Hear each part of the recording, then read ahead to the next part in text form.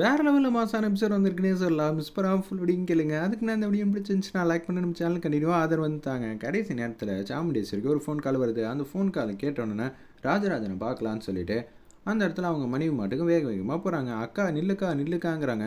உன் மாமாவை பார்க்க வேண்டிய விஷயத்தை விட்டுட்டு நான் மாட்டுக்கு இங்கே எதுக்காக நிற்கணும்? நீ வேணா நம்பாமல் இருக்கலாம், நான் நம்புகிறேன் சரியா, நான் போகிறேன் இங்கேருந்து சொல்லிட்டு கார் எடுத்துகிட்டு போகிறாங்க.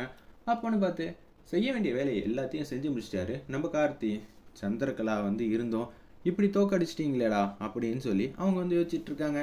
எங்கள் அக்கா இங்கே இருந்திருந்தா என்னென்னலாம் நடந்திருக்கும் தெரியுமா, இந்த வாட்டியும் தப்பிச்சிட்டானே அப்படின்னு சொல்லி யோசிக்கும் போதே கரெக்டாக எல்லாரும் வீட்டுக்கு வந்து வந்துடுறாங்க. அப்பன்னு பார்த்து ராஜராஜன் கேட்குறாங்க, என்னங்க நீங்கள் நல்லா இருக்கீங்களா அப்படின்னு சொல்லும்போது ராஜராஜனுக்கு ஒன்றும் புரியல.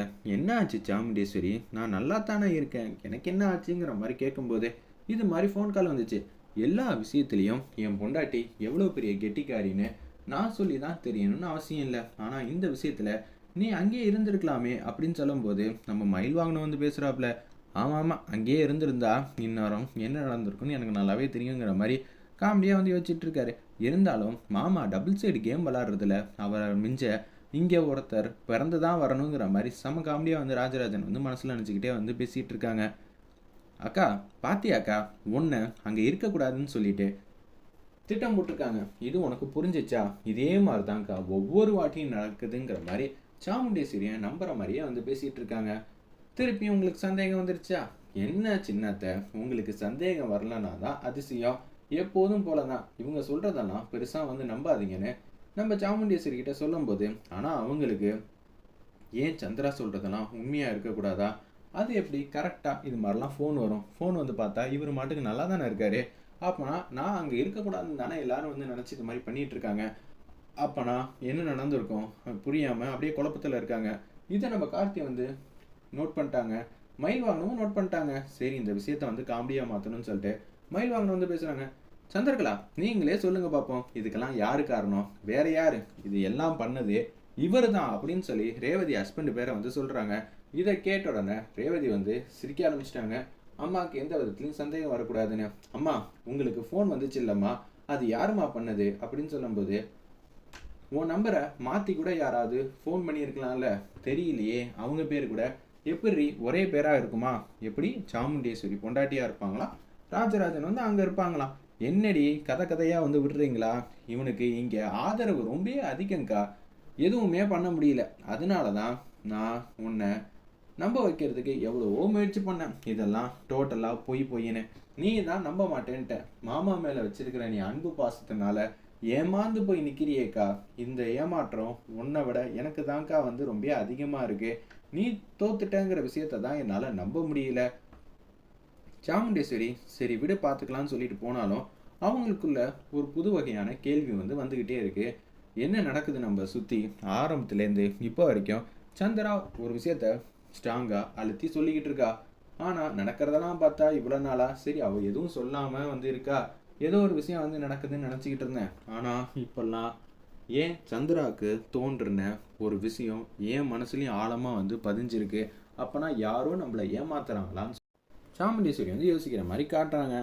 சின்னத்தை சின்னத்தை என்னத்தை ஏன் தான் நீங்கள் இப்படி பண்ணுறீங்களோ எனக்கு சுத்தமாக தெரியல. நீங்கள் என்ன நம்ப வேணாம், நம்ம ராஜா மாப்பிள்ளையை வந்து நம்பலாம்ல அப்படின்னு சொல்லும்போது, போங்கடா போங்க, நீங்கள்லாம் எங்கே போகிறீங்கன்னு நானும் பார்த்துட்றேன் அப்படின்னு சொல்லிட்டு அந்த இடத்துல வந்து போகும்போது சாமுண்டேஸ்வரி என்ன நினைக்கிறான்னு சொல்லி பார்க்கலான்னு அப்படியே வந்து ஜன்னல் வழியாக எட்டி பார்க்குறாங்க. ஓ அக்காக்குள்ளேயும் வந்து இப்போ ஒரு யோசனை வந்து தோணிருச்சு. அதுவே எனக்கு வெற்றி தான். இந்த விஷயத்த யாருக்கும் தெரியாமல் நம்ம ஏதாவது ஒன்று பேசுவோம். வேணாம் வேணாம், அக்காவுக்கு தோன்ற யோசனை தோணிகிட்டே இருக்கட்டும், நம்ம ஏதாவது பேச போக ஏதாவது நடந்துட போகுதுன்னு சொல்லிட்டு அவங்க மாட்டுக்கு வந்துக்கிட்டு இருக்காங்க. இப்போதைக்கு அக்கா நல்லா யோசிக்க ஆரம்பிச்சிட்டா. அப்படி இருக்கிற சூழ்நிலையில் இதை அடுத்த கட்டத்துக்கு வந்து கொண்டு போகணுங்கிற மாதிரி யோசிச்சுட்டு இருக்காங்க. மாப்பிள்ள எல்லாமே வந்து நல்லபடியாக முடிஞ்சிச்சுல?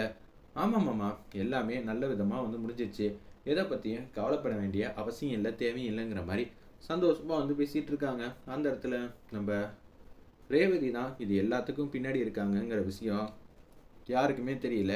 அங்கே இருக்கிற எல்லாருக்கும் மாப்பிள்ள நீங்கள் பண்ண யோசனையா அப்படின்னு மயில்வாங்கினதுக்கிட்ட கேட்குறாங்க. இல்லை எதுவாக இருந்தாலும் சகலை பார்த்துப்பாருன்னு சொல்லி நான் விட்டுட்டேன். என்னது சகலையா?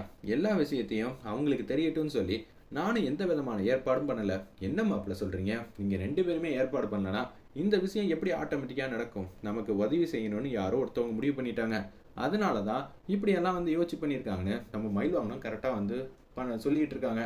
யாரா இருக்கும் அப்படின்னு சொல்லும்போது ரேவதி இது எல்லாத்தையும் ஒளிஞ்சு நின்று தூரமாக வந்து பார்த்துட்டு இருக்காங்க. வேற யார்? உன்னோட பொண்டாட்டி தான். நீ நல்லா இருக்கணும்னு நினைக்கிறேன், ஆனால் நான் நல்லா இருக்கணும்னு நீ நினைக்கிறியா பாரு. உன் மேலே வச்சிருக்கிற அன்பு பாசம்லாம் உண்மைப்பா.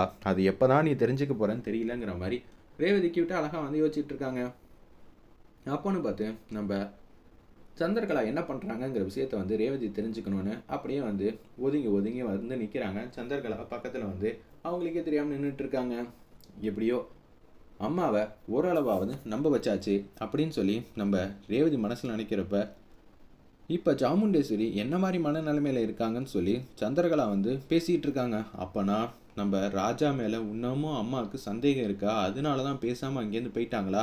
அப்போனா சித்திக்கு இதுவே வந்து வெற்றி கிடைச்ச மாதிரி தானே, இது இப்படியே போகக்கூடாது, நம்ம ஏதாவது போய் பேசலான்னு சொல்லிட்டு அப்படியே சாமுண்டேஸ்வரி ரூம்குள்ளே வந்து போகிறாங்க. அம்மா என்னம்மா நடந்த விஷயத்தெல்லாம் நினச்சி குழம்புறியா? அப்படியெல்லாம் ஒன்றும் இல்லைம்மா, இது எல்லாம் இப்போ வீட்டில் வேலை பார்த்தாங்களா 2 பேரும், அவங்களோட வேலையாக இருக்குமா. நீ எதுவும் பெருசாக வந்து குழம்பிக்காத, உன் மனசை சங்கடப்படுத்தணும் தான் அவங்க வந்து இது மாதிரி பர்ஃபார்ம் பண்ணியிருக்காங்க அப்படின்னு சொன்னோன்னே, அப்படியா இருக்கும்னு நினைக்கிறேன்.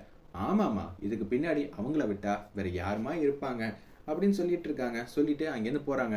எப்படியும் அம்மாவை வேற ஒரு பக்கம் வந்து திருப்ப வச்சாச்சு. இருப்பினும் அம்மாவுக்கு இதே மாதிரி யோசனை வந்து தோணிக்கிட்டே இருந்துச்சுன்னா அது நல்லதுக்கு இல்லை அப்படின்னு சொல்லி யோசிச்சுட்டு இருக்காங்க.